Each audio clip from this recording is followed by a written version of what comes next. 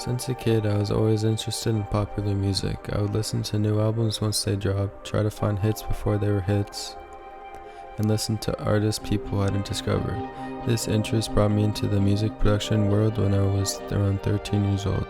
I was fascinated with the idea of creating my own work through my computer, so I bought my first MIDI controller and always looked forward to using it. Around this time, my inspiration was coming from YouTube, specifically an artist named Aries who used to make videos breaking down popular beats. I watched his videos because of his unique style and work ethic. Instead of watching an in-depth tutorial, this allowed me to experiment and find my own unique approach.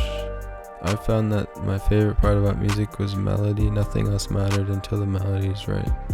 1 year into making music, when I felt like my beats were good enough, I started selling them on BeatStars. I would refresh my BeatStars account over and over, hoping that someone would purchase another beat, but most of the time I wouldn't see any purchases.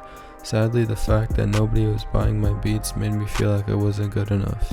As a result, I started imitating successful music producers, and I was focused on fitting in. I believed that I had to copy other people to find success. I didn't believe in myself or the process that it took to get where I wanted to be. I lost track of my creativity. I'd be so focused on the business aspect that my music was getting worse and worse until I lost all motivation, so I stopped everything. This break was good because it allowed me to step away from what I was used to and helped me evaluate myself and my emotions. I started listening to more music, podcasts, and interviews of people who I could look up to.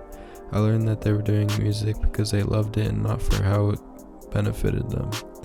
They also had hardships, but they never gave up. This really inspired me, and I slowly started to make music again. Soon after, everything changed. My friends and I were sitting around someone's room during the summer.